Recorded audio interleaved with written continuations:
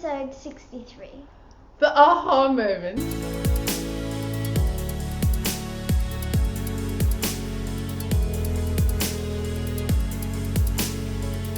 Hello and welcome to the Pink Hair Girl podcast.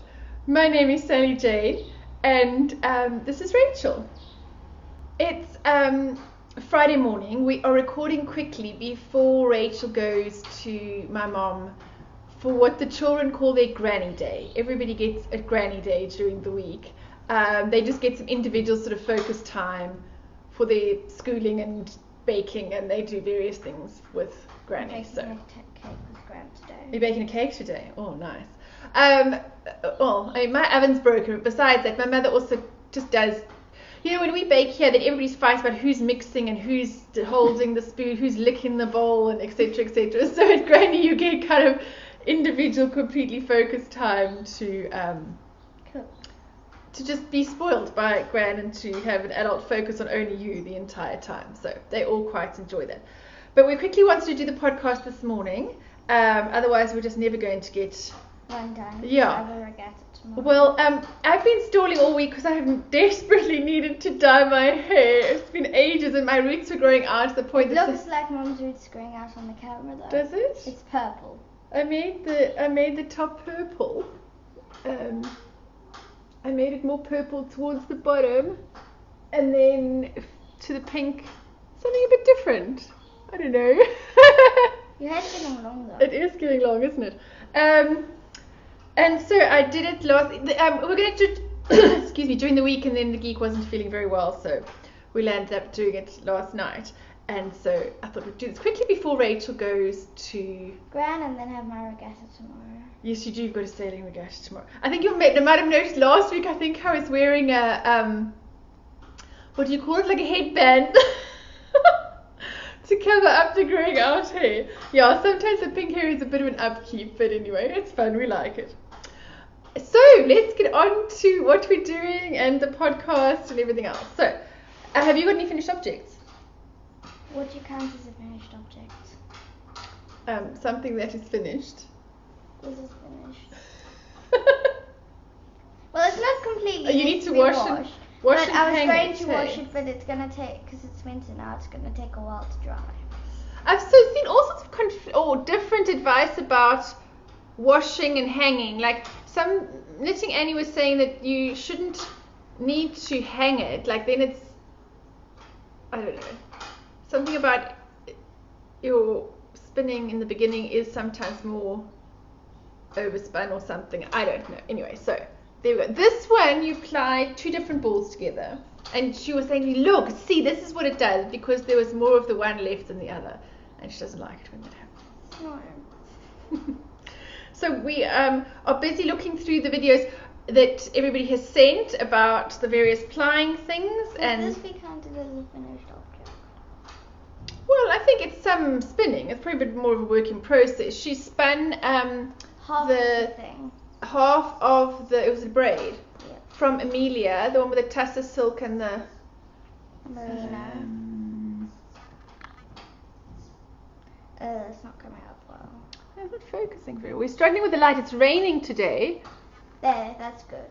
and although it's looking very bright, it's actually quite overcast here. Yeah, the light's coming, it's pretty. The light seems quite harsh on it now. Anyway, Because we have I one. think the curtain camera's open. overcompensating a bit. Anyways, it's very pretty. It's actually much richer colours than it's coming up. Oranges, reds, yellows. Where's the other end of the... Oh, I'm eating my hair. The other end of the braid. Can you pinch that? So Rachel's been doing mostly spinning.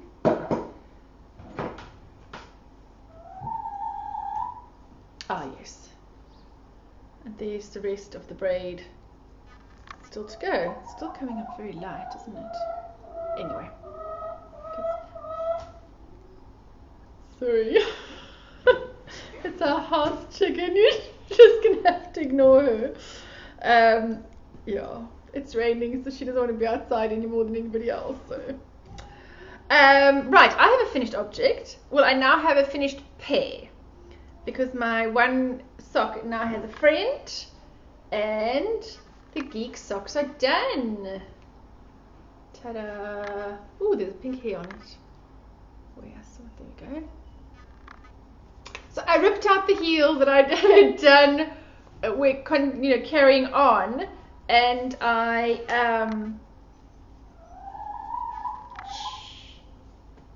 sorry, Henny Penny is very vocal. I hope she's not going to squawk the whole podcast. I might have to put her outside then, and then she'll be very mad. Then she'll squawk at the door.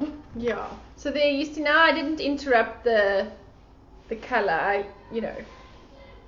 used the inside all the way down, and then I just, from the outside of the ball, did the heel separately, the Fish Lips Kiss heel. So then it didn't interrupt the self-stripe along the front. I think everyone can hear the boys. Probably they're playing Lego in the Lego room, but at least they're quietish and out the way. I did that garter rib stitch, and then I went into plain 2x2 rib and then 1x1 rib on the top. As I said, the Fish Lips Kiss heel. I did the foot slightly wider because Emma's got quite flattish feet, and then I just decreased a bit for up the leg, and I made them match like I like to do. So when you fold it over, the toe and the sock are the same length. So that's my standard way I quite like to do socks. Henny Penny! Shh! She might settle down. She comes and sits on my feet, so she might come and settle down in a minute. I hope so. Sorry for the squawking. So that's my only finished object this week. I have been knitting a lot on my shawl design, and do you want me to go sort her out? Yeah. Don't let her meet everybody. Go down. There's our Henny Penny. Hello, sweetie girl. Want to be famous? Want to say hello to everybody? Oh, so noisy. Sorry, Henny Penny's outside. She just wanted to talk a lot. She's still talking outside. I don't know if you can hear it, but anyway. So as I said, we're working quite a lot on my shawl this week, which ties in with the title called The Aha Moment. So my dad was reading an article written by some neuroscientists on like how the brain processes things and how we think and things like that, and how our brains are amazing. The amount of stuff we can process and information that we can think about and all the rest is quite phenomenal. But there are two things that we don't do very well. One is like we can all add 10 and 10, right? We know 10 and 10 because we've got 20 stored in our memory bank. There's a certain amount of numbers and basic arithmetic that we've got sort of stored in our memory, and it's, we can kind of figure out what to do. But as soon as you start asking people to add up big numbers in their head, it takes people quite a long time, even if you can add. Like to do it without a piece of paper, if I say 259 plus 372, it takes people a bit longer to work that out, or without a calculator, or multiplying. If I say 56 times 28, it just takes us longer to work those things out. 1,568. Even if we know how to do it. So because they said it's like our brain is a bit like our consciousness that we're using at the moment is a bit like the change in your pocket. You know how much money you've got in your pocket. Whereas your brain capacity is like the US Reserve Bank. The ability of your brain, your unconscious mind to process things is enormous. But on the spot, what you're using at that very moment is like your small change is more limited. And this was the impact on creativity and coming up with ideas and solving problems. Problem solving in that situation, or like problem solving with my shawl or whatever, or just creative thinking and coming up with ideas. Is that this front part of our brain that we're using all the time to process what are we having for dinner, what's happening, blah, blah, blah, gets really full, gets really busy. And so we kind of, the harder we try to find the answer, the slower it is almost, or the harder it is to find. We kind of just get stuck. And they were saying the aha moment most or often happens when you're not. I mean, how many times I know Sally Wool Diaries was saying to me, I thought of it in the bath. And I will often say, oh, while I was in the shower, I thought I had this idea or whatever. And this is part of the aha moment. This is the fact where your brain is not actively trying to find the solution.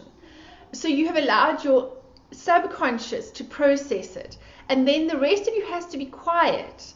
And they were saying, while it feels a bit sort of frustrating because you can't think about the answer, you can't force yourself to be creative in some ways.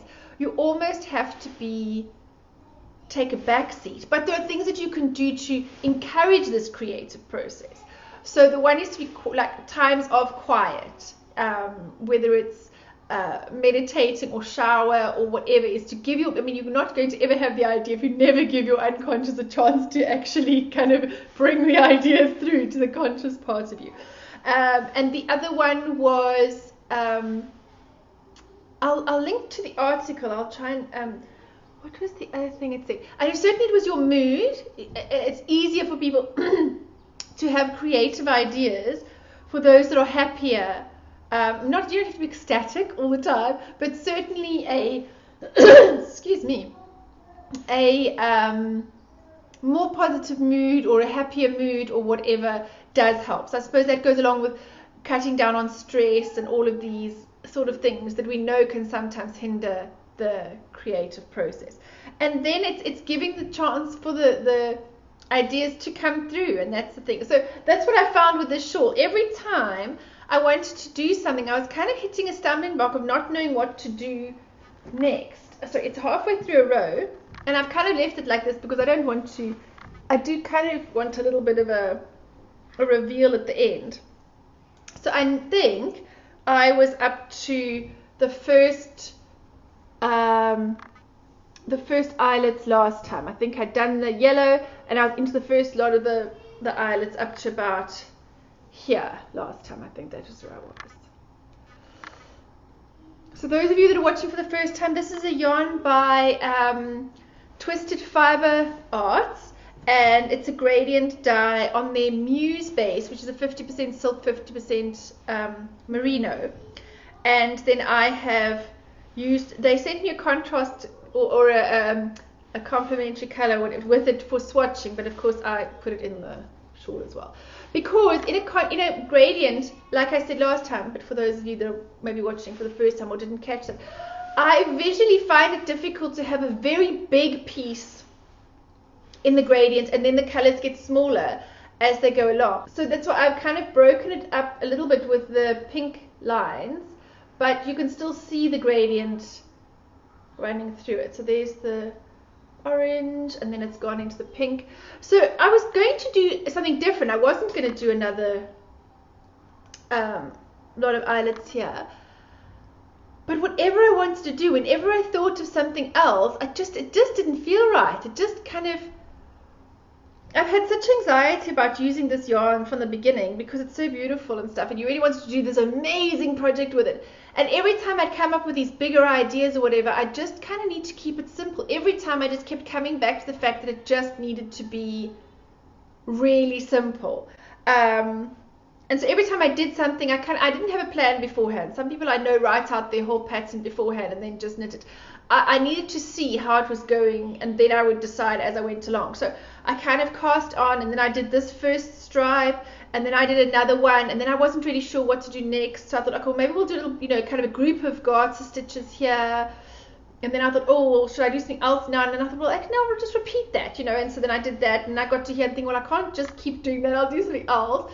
So I had actually thought to do the eyelets and then something else and something lacy on the end, but it kept just not feeling right. Every time I got to the point where I needed to do something else, I just couldn't, like, the idea has to sit right with me, and then I would put it down, and I'd go away, and then I'd often leave it next to me on the couch. I'd be sitting knitting something else, and I would come back to it, or I'd just be sitting there knitting, because the interesting thing in the articles, they said knitting is actually a way to have creative moments, because it calms down that part of our brain that wants to do all the thinking, the reacting, what Elizabeth Green Musselman calls the lizard part of your brain, you know, that kind of reptile part that is all respond and survive, and that instinctual, everything based on instinct, you see.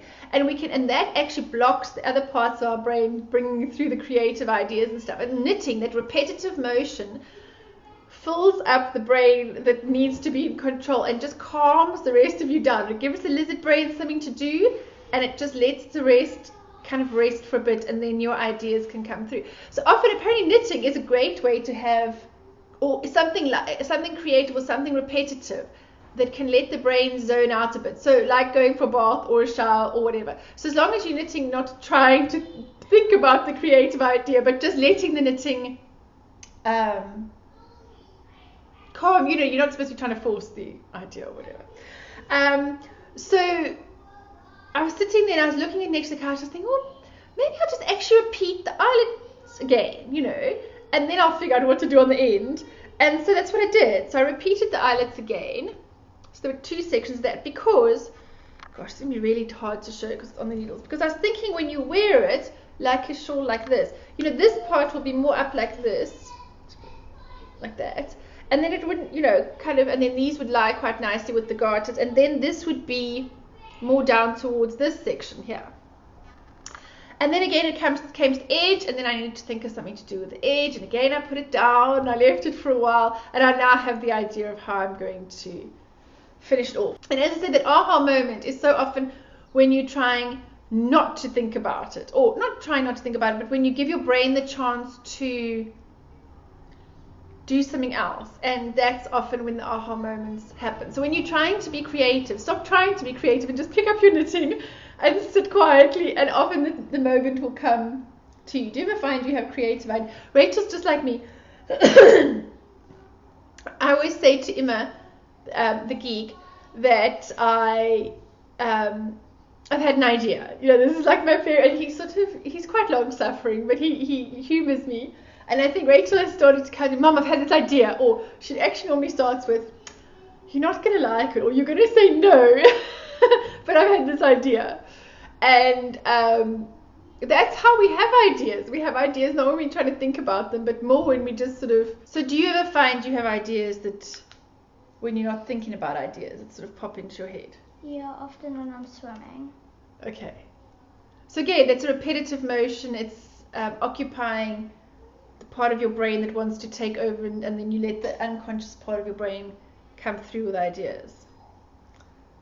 So yes, but people often say when they're running, they have you know, good ideas when they're running or exercising or swimming or those sorts of things. So that was about my shawl and my aha moment. I will link to the article. My dad sent it to me as a PDF. So, but on the bottom corner, I didn't look now, but on the bottom corner it says something about a podcast.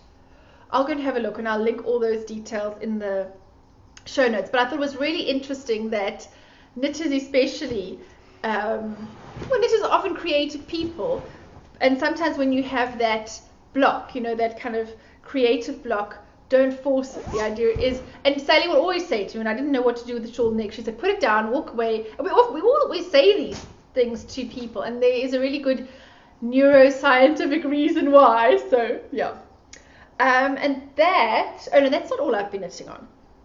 What else have you been working slowly on your...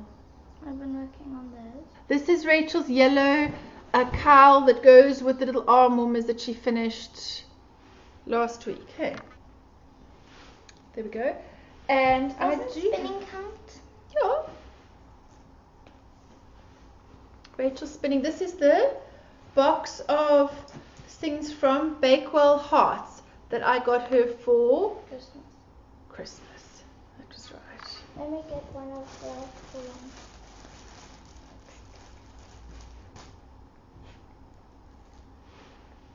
They're very cute little... Are these called Rolex? I think so.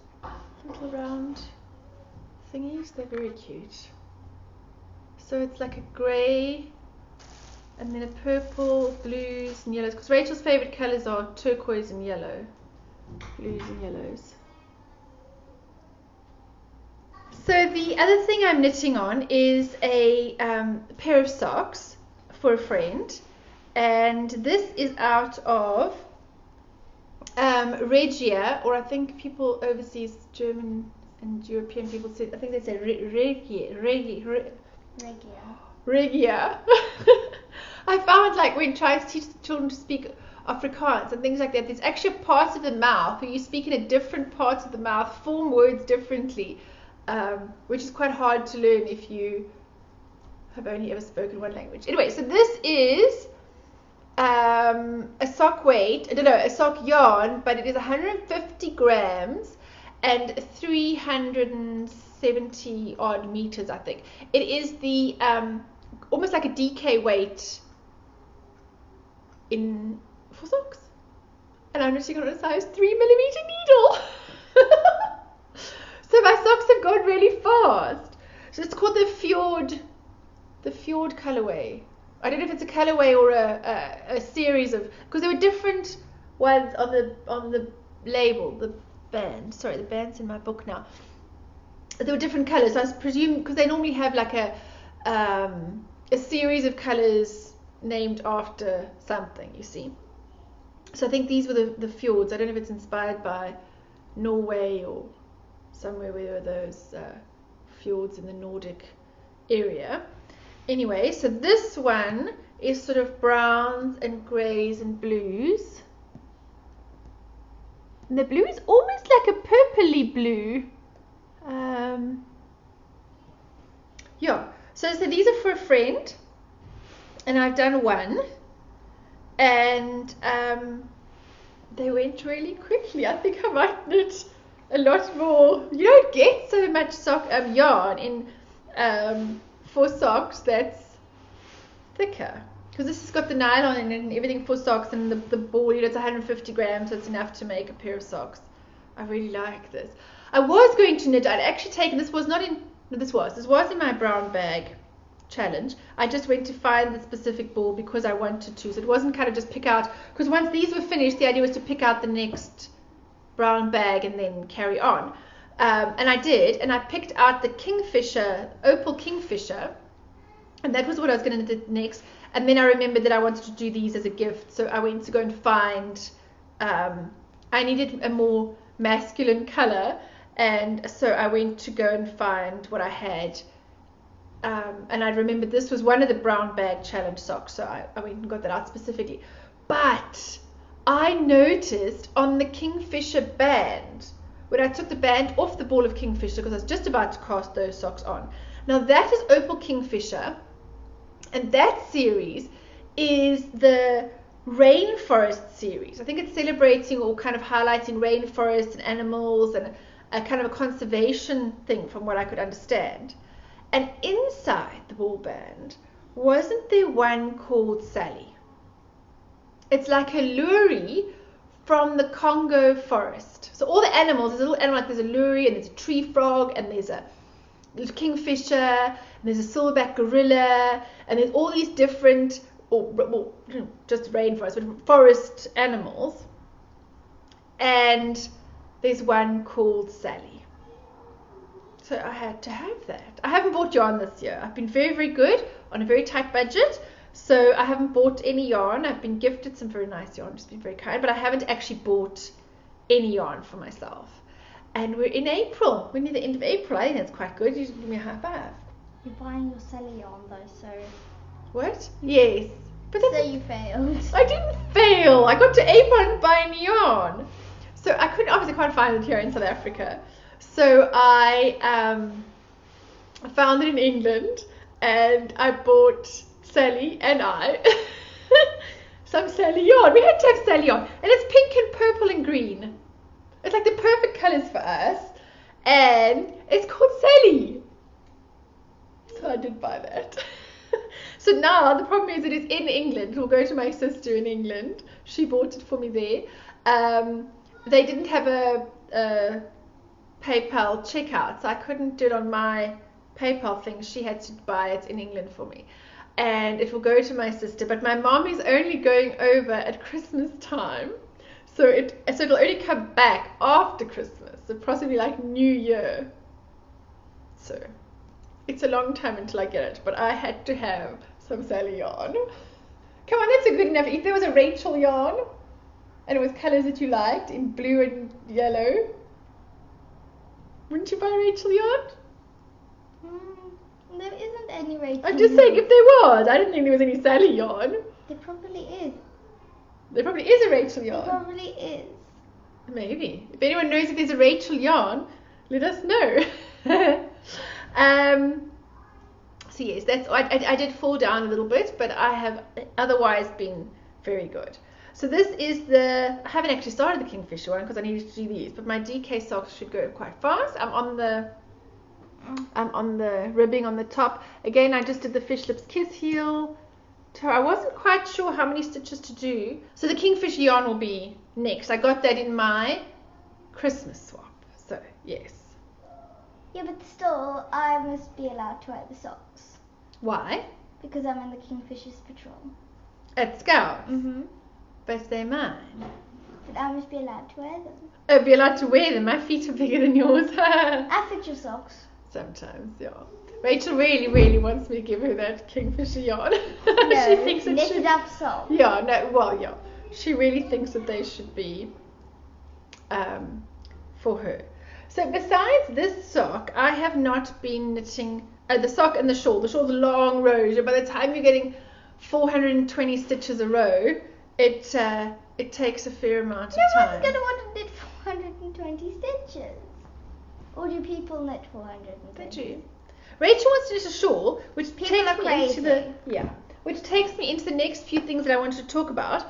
So I wanted to just tell you a little bit about some South African things that are happening. There is a new podcast that was out that Sally Wool Diaries actually told me about. She met the lady at a crafters kind of market, and she is called Millicent, and her podcast is called These Little Hands. And I think she said she was in Pretoria. Oh, no, I'm not. I don't actually know. No, I'm not going to commit to that. I think she said she was in Pretoria. But I'm not. Someplace in South Africa. Yeah, somewhere in South Africa. And then there was another lady called Lulu Knits, who has just published a new shawl pattern, and that's called the Hollybank shawl. So I'll put a picture of that in as well. And I could think people that watch South African podcasts or things, or I don't know if some people watch us because we're South African, or people watch us because we're crazy and they like us anyway. But I think sometimes people like to know something different about other places. So if you are South African and you've released a pattern, or you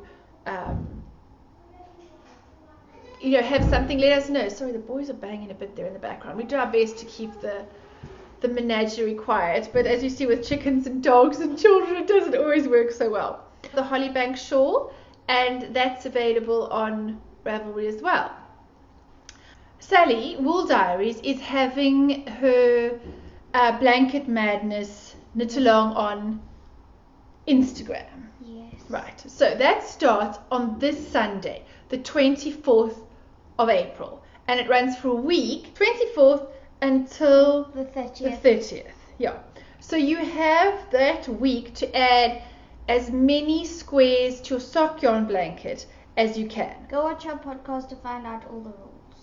Well, no, it's just on Instagram. The tags and things. So the hashtag is Blanket Madness. Hashtag Blanket Madness, 24th of April to the 30th of April. Right.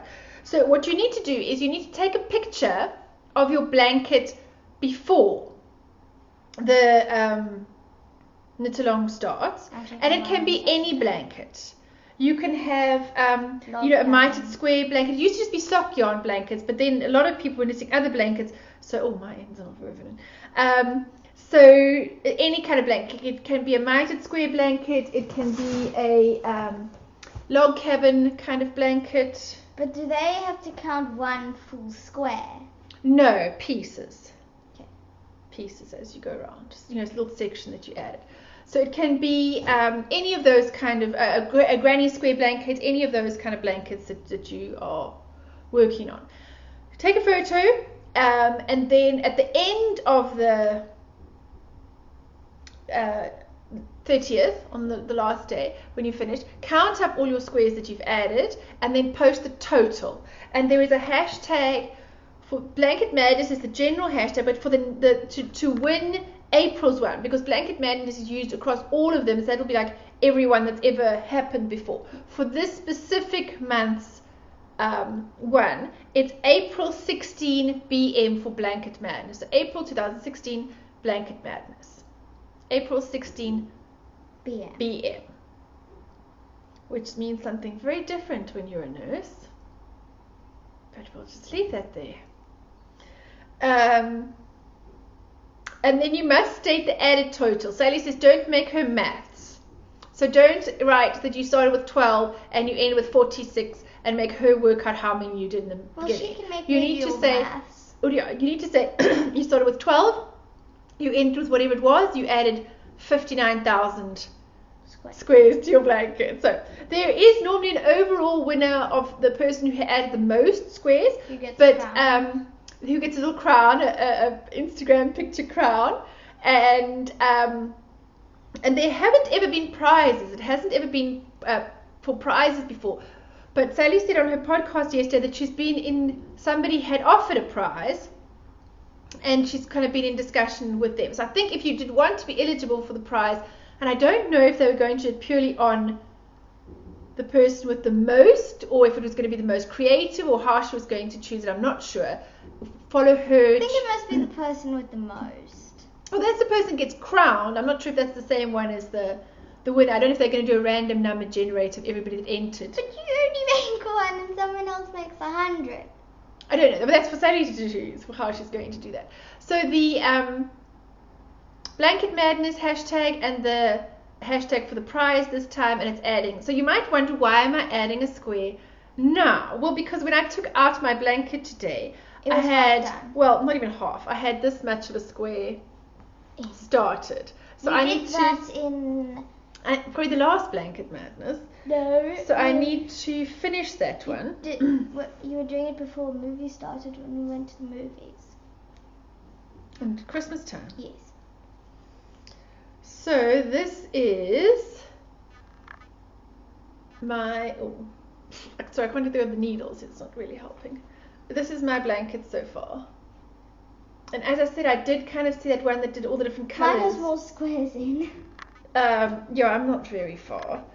And kind of go down the rabbit hole of maybe I would redo it. No, but I'm going to finish this one and then I really like that one of putting the different colours together. What was that person's name? Ruby in Stitches, I think. I'm not sure. It was in my show notes from last week. So yes, come and join Blanket Madness. It's encouraging everybody just to pick up their blankets, work on them a bit more. Mine has been very neglected, so it would probably be a very good idea to give it some love. So join that. Then there are two other knit-alongs starting in, well, there are lots of knit-alongs starting all over the place, but two that I want to tell you about. The one is the opposites knit-along that Yonder Woman and I do every year, and that is because our seasons are opposite to the Northern Hemisphere. So we're going into winter now. It's rainy and it's a bit cooler today. As you can see, Rachel's even got her shawl on. So we always see you guys, or a lot of people that follow and watch, where everything moves into spring, or they talk about summer, or they're really hot and we're really freezing. So we're always landing up being opposite. And if you watch us in later on as it goes into winter, especially because our houses don't have central heating, we often podcast with a hat or a scarf or something, and it gets quite chilly. So we're just celebrating everything that is opposite. So the opposites knit along. You can knit, crochet, make whatever you like, spin, any of the fiber related craft. If you want to weave something, whatever, as long as it's using stitching. No, that's not really fiber. That's thread. Felting. Yeah, needle felting. Yeah, it's fine with me. Anything that uses actual sheep. Well, no, not even sheep, because you could use cotton, bamboo, cotton, whatever you like. A fiber related craft. You can't sew. No. Yes, you can enter that, and you just have to tell me why it fits the opposite theme. So knit in an opposite color, you usually do. Knit for an opposite season, knit for whatever you like. Be creative. I know that Avril last year knitted from places in the southern hemisphere opposite to her, and she chose, I think she did Australia, Africa, and I think she did South America, and she chose a yarn don't know if it went as far as a pattern. I'm just going to have a look. I can't remember. I'm going to get this wrong. But she read a book each time by an author in so she read one from Africa, and she read an Australian and someone from South America, which I thought was really cool. So she said she's getting her reading ready as well this time. So get your When does it run till? May and June. So the whole of May and the whole of June. That's only 2 months. No, it's quite long. I can't finish something in that time. You can. You just have to actually do it, not take the whole year like normal. So yes, there's the opposites knit along. Details will go up in my group. I'll put up a chatter thread, and yes, get planning for that. You can enter both the Yonder Woman and my one with the same project, even though it's both the opposites. You can, entries for both, so that you get double the amount of prizes. What happens if you win in both? You're extremely lucky for you, yeah. I have one of our prizes ready now, because we went on an outing to a chocolate factory, a South African artisan chocolate factory called De Villiers, and they are a bean to bar a chocolate factory. It's a very small factory, and they are UTZ certified cocoa, which supports cocoa farming. UTZ farmers implement better farming practices with respect for the people and the planet. So and then they've got a few places they buy their beans from, and then they make it their bean to bar. And we went on a little bit of a bean to bar tour, and they told us all about them. We got to taste all the different kinds of chocolate.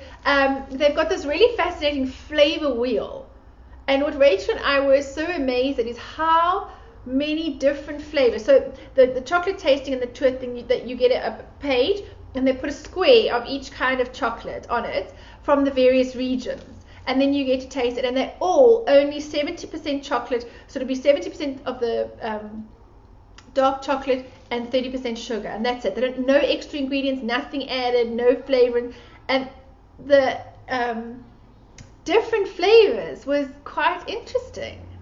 What did you find? Yeah, Madagascar had more fruity. Brazil had darker. Yeah, it was absolutely fascinating. The very fruity ones, the earthier tones, the peppery. It was quite spicy. Yeah, literally just because of the soil. Just from the soil it's grown in makes these, and obviously how you roast the beans, how long you roast them can also make a difference. But it was really quite fascinating. So we were there, and then I saw, I really like to support charity work, and so then I saw that from these they do coffee as well. They get coffee from the similar regions. So from the coffee and cocoa bean bags that they obviously import everything in, the Hessian ones on the back here, they make these little pouches, and it's made by disabled people, obviously earning a living from making these, and then they sell them. So it's like a little zippered pouch, and there's the little label. It says so it says Drakenstein Association for Persons with Disabilities, a timeless project. So then you get this lovely little pouch, which is like I suppose a bit bigger than a Notions pouch, but you could put a sock project in it or whatever. I just think it's a bit interesting. It's something a bit different. It was supporting a charity, and then I got one of these nib and salt, but mostly because it matched. I wanted to look pretty together. So that's going to be one of the prizes from the opposites knit along. The bottom of the chocolate is nib. The little cocoa nibs, yeah. And then there's salt in it as well. So it's mostly very true to your flavor. It's not got, very nice. It's not a lot of salt. It's like literally, I've tasted some other chocolates quite salty. It's got quite a lot. This is just a hint now and again. It's not very salty. This is Titus's favorite was this one. So this is one of the prizes so far that I've got for the opposites knit along, and I will have to get other things as we go along. So that is so check out the details on her group and mine. If some of the rules are usually very similar, but just check out her rules and my rules and how it works on that. And then the other knit along I wanted to tell you about also runs May and June, is on Sally Wool Diaries group, is the Raindrops Shawl knit along. Raindrops cowl. Shawl. It's called. She calls it the Raindrops cowl. Cowl, as in knit along, but not cowl, as in round your neck. I didn't say cowl. Cowl and cowl. The Raindrops cowl, which is for the Raindrops shawl, and that is on special at the moment for the month of April. So that's $1.99 until the end of April, and the knit along is in her group. So if you can think of why the Raindrops cowl is opposite, if you knit it in an opposite color, or I will check if Sally allows double dipping, I don't know. There will be prizes in that one as well. So you could technically say, I knitted this Raindrops cowl and it is not the rainy season where I live, and so I'm going to enter it in all three. And that's fine with me. So yes, those are 3 knit-alongs going on at the moment. What I thought for you was, remember Rachel was talking about knitting a shawl, and then she said she didn't really want increases, and then we decided there was a scarf. Was the quilter Caroline, who designs under the Clothesline Designs on Ravelry, sent me a pattern very kindly for the Seeds of Change shawl/scarf pattern. So it is one of the scarves knitted long ways. Let me see if I can show you a picture. The one knitted here is in a beautiful yellow, which made me think of Rachel. So it's knitted long ways, and it's garter stitch, but there are some increases, so it's going to increase slightly and then it will decrease again. It's sort of like a shallow, a crescentish shape. So I thought that's a little bit more interesting than just a scarf, but it's shorter rows, and I think Rachel is going to struggle doing a shawl. Even the knit night, although the knit night is not that many rows up, the rows get very long, and I think you're going to find that quite difficult. So we thought that this Seeds of Change, did I say that was its name? It's called the Seeds of Change. So this is called the Seeds of Change, and as you can see, it's a long long shawl that increases slightly, and it's got a simple eyelet edge, which I think you'll be able to manage. So I'm going to get this for Rachel, and then she could enter the opposite knit along, because she never knits shawls. But I can't enter your side. No. And if the random number generator picks me, you have to redraw. I do. Well, I never put ours in the finished objects. I just put ours in the chatted thread or show what we're doing as we go along. So those are the knit-alongs that I want to tell you about. I need to finish this square to get ready to take my photograph for Sunday's Blanket Madness. You're going to add the squares on your granny blanket, aren't you? Mm-hmm. Yes. So hopefully that will grow. We still haven't heard from Sally if it counts, if Rachel just joins all the squares. Okay, so that is all from us for today. Thanks for watching. Come and join the knit-alongs, come and join the chatter, get ready to join Blanket Madness, and we'll see you next week. Bye. Bye.